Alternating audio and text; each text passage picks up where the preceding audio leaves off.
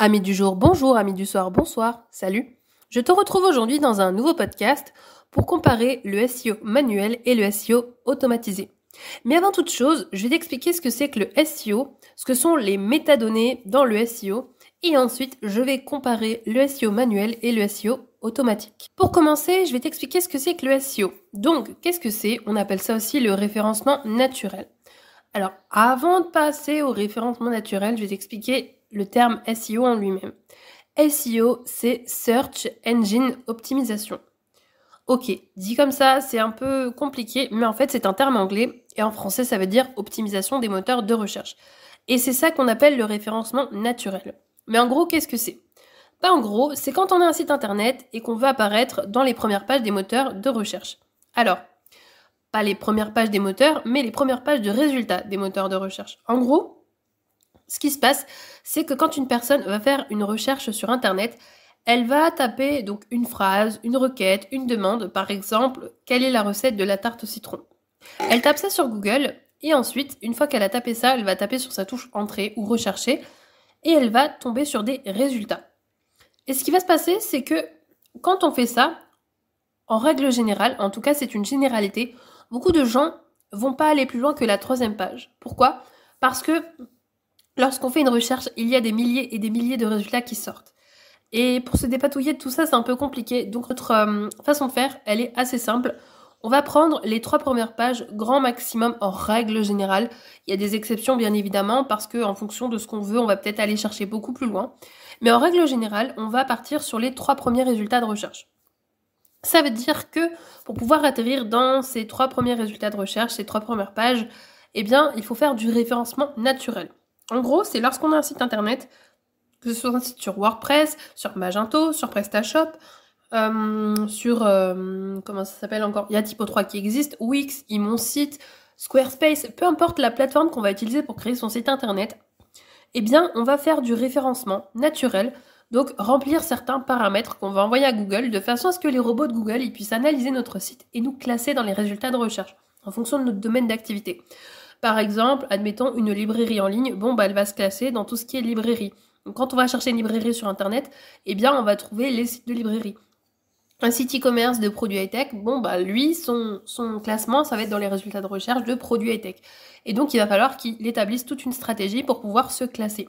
C'est de cette stratégie-là qu'on va parler aujourd'hui. Mais, en fait, pour que ça fonctionne, il faut que lorsqu'on crée un site, on remplisse ce qu'on appelle les métadonnées. Les métadonnées, qu'est-ce que c'est? Eh bien, ce sont les informations de la page sur laquelle on va atterrir. En gros, lorsque tu fais une recherche sur Internet, par exemple Samsung, tu vas taper Samsung dans ta barre de recherche. Tu vas tomber sur une page qui va t'afficher à peu près 3 éléments.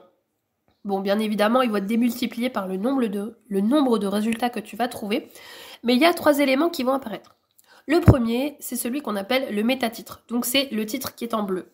Tu peux l'écrire de façon simple, de façon plus compliquée. En fait, tu fais un peu ce que tu veux. Majuscules, minuscules, des points, tu peux même mettre des smileys. Alors, je ne pense pas qu'on puisse mettre des emojis, mais par exemple, les écrire au clavier. En fait, tu peux faire tout ce que tu veux sur ce métatitre-là. Qu'est-ce que c'est comme indication? Eh bien, c'est le titre de la page, de l'article, du produit sur lequel on va tomber. Par exemple, si tu cherches téléphone Samsung, là, tu vas atterrir sur le site de Samsung. Et donc, forcément, sur le titre, tu auras marqué Samsung. En dessous, tu vas avoir l'URL de la page sur laquelle tu vas atterrir. Donc, par exemple, samsung.com/smartphone, admettons. Là, celui-là, c'est un petit URL, il est écrit en tout petit et il est grisé en règle générale. Il n'est pas cliquable, c'est juste un élément d'information pour te dire, ok, tu vas atterrir sur cette page-là et elle a ce lien-là. Ça, c'est quelque chose qui ne change pas. C'est-à-dire que c'est pas, je clique sur le lien et puis je vais atterrir sur la page et j'aurai un autre lien. En fait, ce sera exactement le même lien. Et la dernière information que tu as, c'est la métadescription.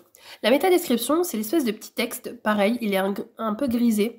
Il est clair, et c'est un texte qui fait en général entre 1 et 3 lignes, ça dépend vraiment des pages, et d'ailleurs on voit la différence entre quelque chose d'optimisé et quelque chose qui ne l'est pas. En général, quelque chose qui n'est pas optimisé, on va avoir des petits points. Ça veut dire que là, ça a peut-être été fait par un robot, ou peut-être pas fait correctement, parce que quand c'est fait correctement, on n'écrit pas des trop grands paragraphes, on écrit peut-être 1 ou 2 lignes de texte, et en fait ça c'est un résumé de la page sur laquelle on va atterrir. Par exemple, admettons, tu veux un iPhone. Très bien. tu vas taper iPhone 6 par exemple. Dans les résultats de recherche, tu vas avoir ton titre iPhone 6 Apple, ton URL apple.com/iPhone 6 et ensuite tu vas avoir ta métadescription. Et il va y avoir marqué par exemple ceci est un iPhone 6 ou un iPhone 6S en fonction du modèle que tu cherches. Et en fait, c'est ça que tu vas trouver. Et si c'est pas bien rédigé, tu vas peut-être pas cliquer sur le lien. Par contre, si c'est bien rédigé et que c'est attrayant, là tu vas cliquer dessus. Bon, bien évidemment, il n'y a pas que le fait que ce soit attrayant, il y a d'autres choses à prendre en compte, parce qu'au-delà de l'œil du public, il faut aussi que ça convienne aux robots. Parce que si tu mets pas les informations qu'il faut, les robots de Google ou des autres moteurs de recherche, ils vont regarder ta métadescription, ils vont se dire, celle-là ne me correspond pas, donc on va le mettre à la fin, parce que ça correspond pas à mes critères. Alors bien évidemment, ces critères-là, ils sont donnés, c'est-à-dire que tu peux les retrouver facilement. En utilisant des extensions, des plugins sur des sites internet, on va t'expliquer ce qu'il faut pour correspondre au moteur de recherche. Enfin, en tout cas, pour les informations que tu dois envoyer à Google. D'ailleurs, si jamais ça t'intéresse et que tu veux en savoir plus sur le sujet, moi j'en parle sur mon blog. Donc j'écris des articles sur le référencement, je t'explique comment mettre en place une stratégie. Alors bien évidemment, j'ai pas tout écrit déjà parce que ça vient avec le temps. Mais si jamais ça t'intéresse, il y a le lien de mon site en barre d'infos et tu pourras en apprendre un peu plus. Donc ces métadonnées, finalement, elles sont hyper utiles pour ton classement. Mais pour ça, il faut les remplir. Et il y a deux façons de faire. Et c'est ce dont on va parler aujourd'hui dans ce podcast. Donc il y a la méthode manuelle et la méthode automatique. Alors déjà, je vais commencer par t'expliquer ce que c'est que la méthode manuelle. La méthode manuelle, c'est lorsque tu vas atterrir sur ton site internet et que tu vas remplir tes métadonnées à la main. Donc tu vas renseigner le titre de ta page, tu vas renseigner ton métalien, donc l'URL de ton site. Alors, l'URL de ton site, il y a une particularité quand même, tu ne peux pas faire n'importe quoi. En gros, il y a une chose qui ne bougera jamais, que tu ne pourras jamais changer, c'est le nom du site. En gros, ton site internet, par exemple, c'est Apple. Bon, très bien, c'est apple.com. Et dans ton métalien, en premier, tu auras toujours apple.com. Ça, c'est quelque chose qui ne changera jamais. Et c'est seulement après ce apple.com que toi, tu vas pouvoir mettre ce que tu veux. Donc, par exemple, iPhone 6, iPhone 7, iPhone 12, iPhone 20, j'en sais rien. En tout cas, tu mets ce que tu veux. Bon, faut quand même que ça corresponde un petit peu au produit que tu vends, mais en tout cas, tu vas mettre ce que tu veux. Et ensuite, tu vas remplir la métadescription.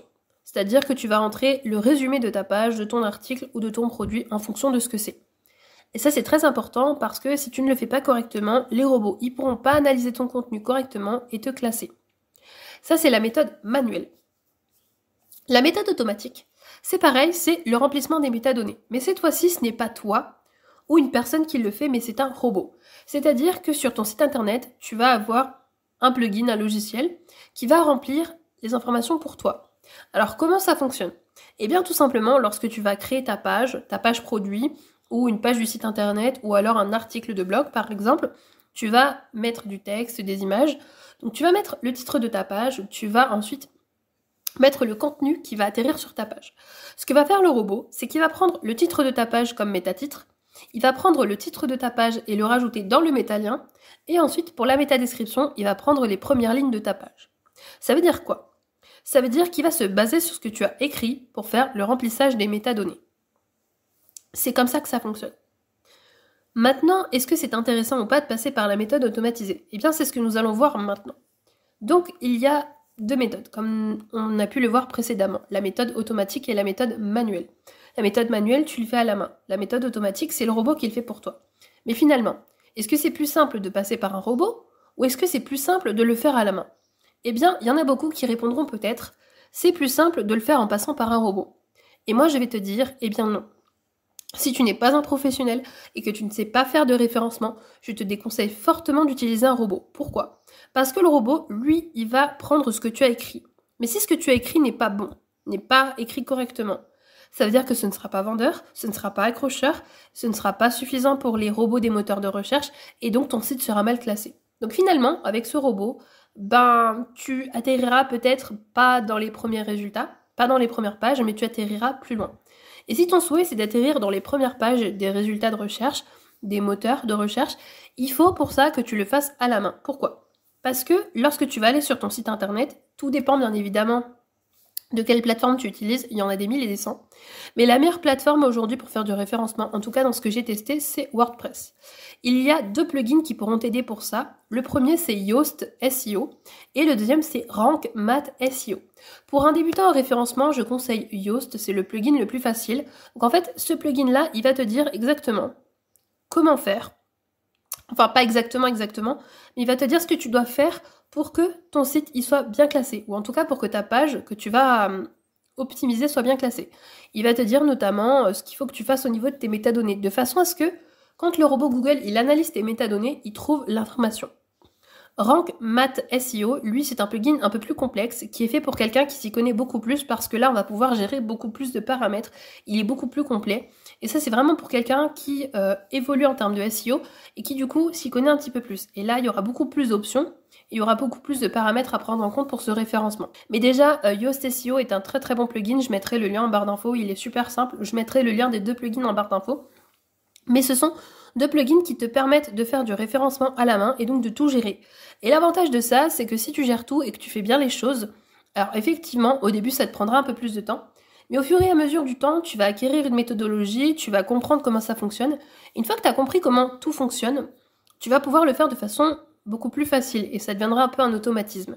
Donc ça veut dire que tu n'envisageras même plus d'utiliser un plugin qui le fait à ta place, mais tu conserveras ces plugins et tu le feras tout seul. Et tu verras que c'est beaucoup plus probant que d'utiliser des robots.